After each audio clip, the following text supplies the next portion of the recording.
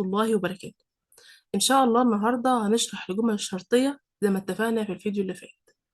الجمل الشرطية هي عبارة عن أوامر برمجية بتساعدني أنفذ جزء معين من الكود عند وقوع حدث معين. خلينا نقول مثال بسيط يوضح لنا معنى الجمل الشرطية. دلوقتي أنا بقول أنا مش هلعب غير لما أخلص المذاكرة، يبقى اللعب مشروط بانتهاء المذاكرة. لو المذاكرة ما خلصتش يبقى مفيش لعب. مثال تاني، وليكن أنا عندي امتحان يوم الأحد الساعة 9، يبقى وجود الامتحان مشروط باليوم اللي هو الحد والساعة اللي هي 9، غير كده الامتحان مش هيبقى موجود. يعني الشرط لما يتحقق الكود بيتنفذ، غير كده الكود مش هيتنفذ.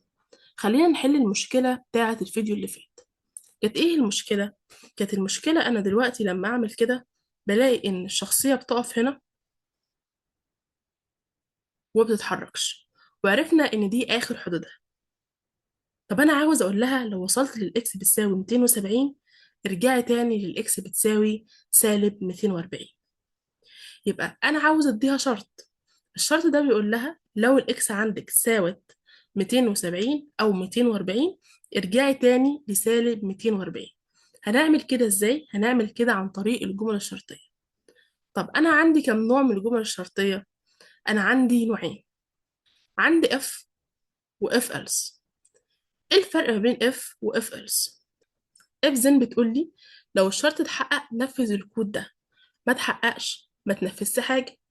لكن if else بتديني two option، بتقول لو الشرط اتحقق نفذ الكود ده، طب لو ما اتحققش نفذ الكود اللي في الelse. يبقى انا عاوز اقول للشخصية ايه؟ انا عاوز اقول لها لو الاكس بوزيشن، لو الاكس عندي بتساوي 270، طب انا هجيب ازاي هجيب تساوي منين؟ هجيبها هنا من اوبريتور ايكوال ها، فاقول ان الاكس بوزيشن ايكوال 270. اعمل ايه بقى لو الشرط ده اتحقق؟ اعمل ايه؟ ارجعي تاني وخلي الاكس بسالب 240. يبقى اقول لها set الاكس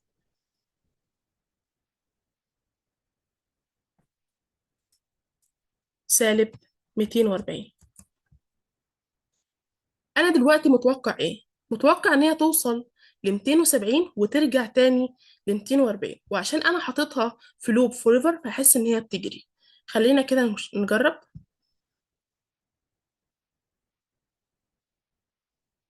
تمام. هي ليه بقى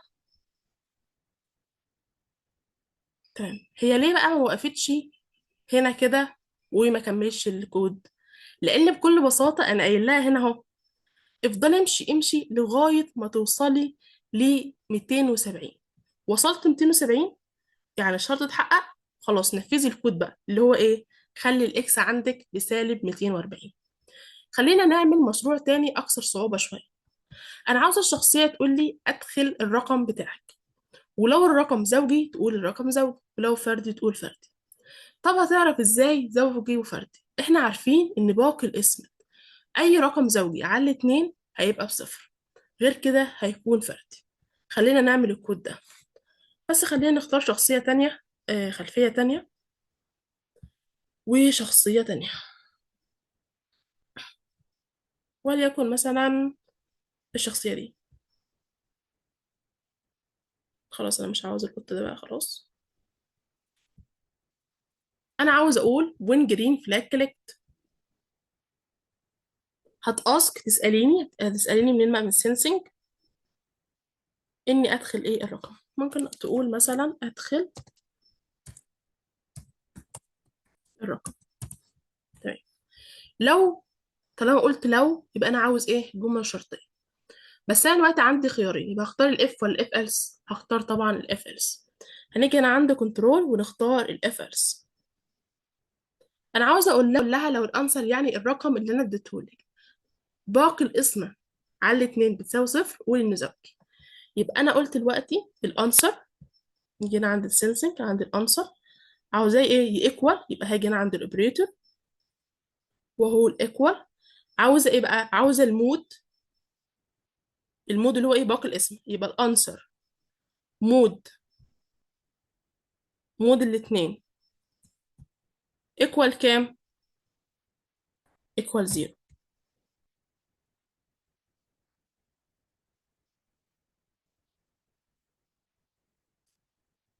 المفروض تعمل ايه لو الشرط ده اتحقق؟ المفروض ان هي تقول ان الرقم زوجي. يبقى تقول، يبقى عند ايه؟ عند اللوكس all say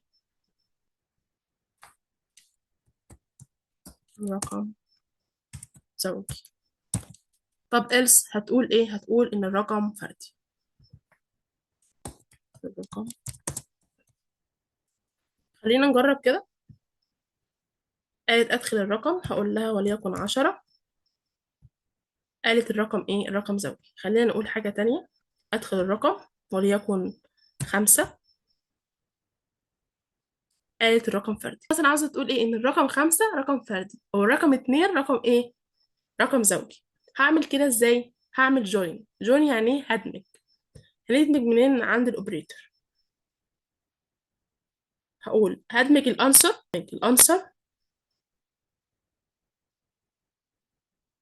واكتب هنا رقم زوجي. وهنعمل نعمل هنا دوبليكيشن.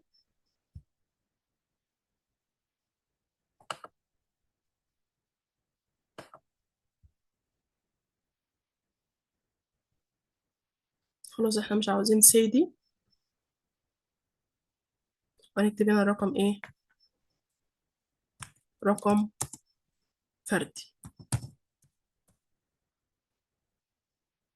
خلينا نجرب كده. تقول ادخل الرقم، هدخل رقم 4. قالت رقم 4 رقم زوجي. 5.